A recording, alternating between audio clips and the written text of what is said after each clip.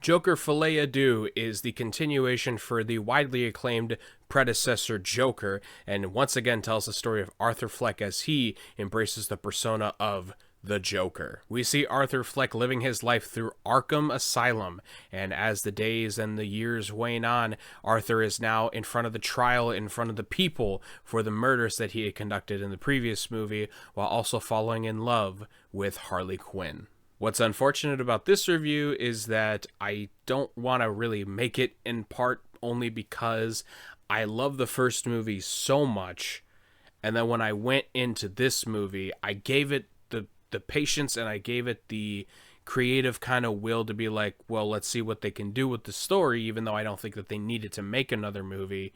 And once I left the theater, after hearing both positive and negative things about it, I left very disappointed. I feel like I have a lot to say, so let's get to the positives of the film first before we get to more of the negatives that I have with this movie. Performances in this movie are top-notch. Joaquin Phoenix, while I doesn't think he hits the high that he does in the first film, it's definitely up there, and it's still a solid performance of the character Arthur Fleck here. And while I have many thoughts and opinions on Lady Gaga's character, I do think that at least the performance that she does for this movie is rather good. Other than that, there really isn't a ton of major players in this movie that I felt like needs a ton of highlighting.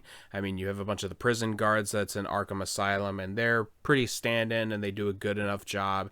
You have some of the court case people. Actually, one of the people that I found kind of a highlight that I wish I would have seen a little bit more of is the young Harvey Dent that we see in this movie. I thought that his performance was pretty cool, and it gives that similar, like, the cocky young style of this lawyer that is like a big shot. So I wish I would have gotten more of that, but he does a solid enough performance regardless. And the production for this film is well kept.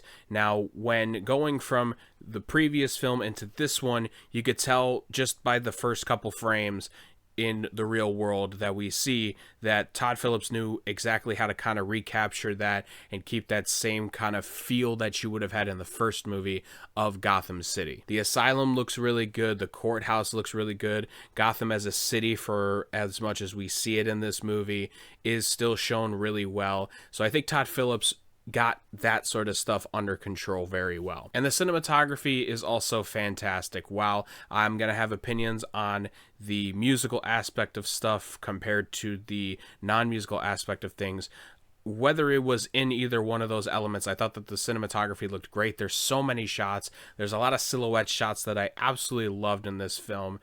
There was a lot of long takes in this film too, especially early on. There is so much in this movie from a technical level that looks awesome. And if I didn't mention it before, because this film is supposed to be a part musical, even with the production value of showing how shitty Gotham really is, showing the glamorous aspect of like the musical sets that play in Arthur's mind, also is a standout, and it is fun to see. And while I have my complaints about the story that I will touch into very soon, there are some moments in the film that I did find enjoyment out of, particularly the trial of Arthur Fleck here. I do love the deep kind of, dark psychosis that they kind of take into here. I love that they try to dive more into his mind and his psyche, and I love kind of how it's like warped throughout the entire film. And there's a specific scene in this film that's the best scene in the entire film, where Arthur is in the clown makeup in the courtroom with a character from another movie, and I think it's the best part of the movie. It's easily the best scene in the movie. I wish I would have had at least a little bit more of that sort of stuff. Unfortunately, though, this is where a lot of the positives kind of reach its end, and this is where we get into a bit of the negatives for the rest of the film. Let's get this out of the way. The concept for this story, while, as I said earlier, I think that the concepts of diving more deeper into Arthur's mind is interesting, it doesn't really go anywhere half the time. The characterization of Arthur Fleck starts at this point, and in any story, when a character starts here, you expect them to come over here, and there's some development in it. That's what happens in the first movie. Arthur is a scrawny, kind of not-so-confident guy who starts here, and then at the end of the movie, he gets the Joker persona, and he's over here. In this movie, you see Arthur here in the prison, how he is interacting with the prison guards and all the inmates. And then he goes over here for a second, but then he reverts right back over here. There really isn't a ton of development for this character. There is some, I'll give it that, but it's not the development that I would have wanted to see, and quite frankly, I think it diminishes anything that was from the first movie. And then this also kind of ties into Lady Gaga's character, where she is playing Harley Quinn, or Harleen Quinzel. Now, throughout the film, she's referred to as Lee half the time, but it is still Harley Quinn, regardless of what characters say and what's her nickname and all that sort of stuff. I will say this. As I said earlier, Lady Gaga's performance is fine in the movie, and I don't think she's like a bad Harley Quinn, but we've seen infinitely better interpretations of this character. And while I understand that both Joker and Harley in this movie are not comic accurate representations, I do think, though, that the fact that she is named Harley Quinn takes away a lot of what her character is, or what it could have been. You see, because we go into this movie with the mindset of this is Joker and a Harley Quinn movie. And while the first Joker movie is not really a Joker movie half the time in the concepts of like the Clown Prince of Crime and all that sort of stuff, once you add Harley to it, it's kind of hard to kind of take, at least for me, the mind out of like, you gotta have Harley's, some of her origins similar. And they do attempt some of that, but half the time she's very useless. She doesn't feel like she does a lot in this movie, and when she does, it's a lot more in the psyche and in the fantasy world for Arthur rather than in person. I just don't think she really adds anything to this story as Harley Quinn. Maybe if it was a character that was named completely different, like Susan or something, I don't fucking know, maybe she would have been a lot better in that interpretation. But the fact that her name is Harley Quinn is just, you expect more out of that character, because their dynamic is very much that. It is a dynamic duo that people know and love from the DC universe. And for them to kind of take this approach to it, I think hurts the film more than it, has this weird kind of like, let's try this interpretation. I think it's hindered quite heavily. And let's talk about the one thing that everybody wanted to discuss the minute that this film was announced and the minute that this film was taking this direction and this big swing, is the musical aspect of this film. As I said earlier, I liked a lot of the sets and I liked a lot of the designs of that sort of stuff, and it was fun seeing Joker and Harley in the makeup singing and dancing and all that stuff. But in the services of the story, it is not good. The musical aspects harm the story rather than enhance the story in this film. There's only like maybe one or two scenes that I thought were actually pretty well done and it serviced the story. But there were a lot of times where I was watching these scenes, and forgive me if I use this explanation because it only feels like this is the one that most people can kind of understand a little bit more, is that the big complaint that people get from Marvel movies is that the jokes that they use in these serious moments to kind of break the tension are harming scenes, whereas like a character death or like a story is like turning into a sad moment, let's say, or like a big character revelation happens and they have to throw in a joke, and it's just like, why'd you have to do that? You didn't really have to do that. It's kind of taken away from the moment that we have here. That's what the musical stuff is doing in Joker. Well, I appreciate it's a big gamble on what they wanted to do for the story. I can appreciate creative, minds kind of coming together and being like, let's try something a little bit different.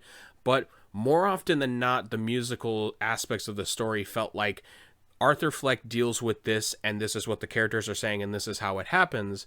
And then the musical, rather than showing people's inner thoughts or enhancing what has just happened, it just kind of repeats what has happened in the musical format. And like the performances of it is fine. I didn't hate, Joaquin Phoenix and Lady Gaga singing show tunes, but if there's no reason for them to be singing show tunes, then I get annoyed quickly. And honestly, with that sort of stuff, it makes the film drag on and on and on. It felt so repetitive. And honestly, if you cut out all the musical stuff that they have here, guarantee you this film is probably closer to like an hour and a half, and it's a much easier digestible story to do here because they kind of don't really move away from places in this film that you would like them to do. The only settings that they have here is they go to Arkham and they explore the little bits of Arkham that they can do. You have the courthouse where the trial sits in, and that's about it. There's like maybe 2 to 3 minutes of them out in the actual city of Gotham. But outside of that, there really is no sort of like world building here that we have had from the previous film. And if that's the case, the film needs to be a bit shorter, because if you're not going to really explore anything out the boundaries of the prison and the trial, then I need this to be over and done with faster than Arthur having to deal with something in the prison and then having to sing about it in his mind, and then having to deal with something with the court but then singing about it in his mind. Like, again, there were like maybe one or two that I thought was actually really compelling and helps the story, but for the most part, it just felt like a waste of time. All in all, I think Joker Folie Deux is a massive swing and a miss.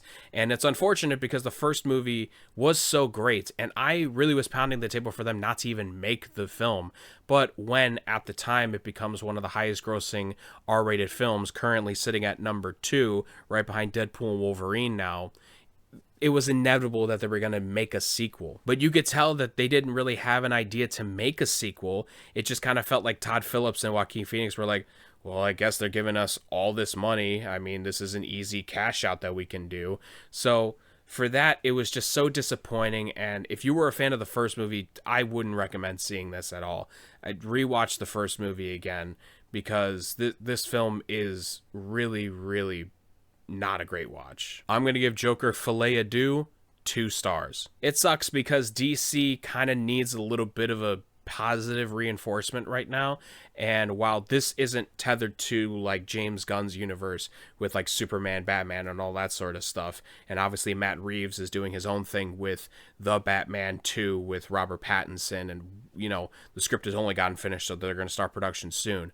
This really needed to be another good movie for DC to kind of get in the good graces with the, you know, common folk of people watching film, and this did anything but that. If you have seen the film already, please leave comments down below and let me know your thoughts about the film. You could also follow me on my TikTok page and my Twitter page, also Letterboxd, where I talk about movies in different formats. Anyway, guys, take it easy. Thank you so much for watching. Now we'll talk to you all next time.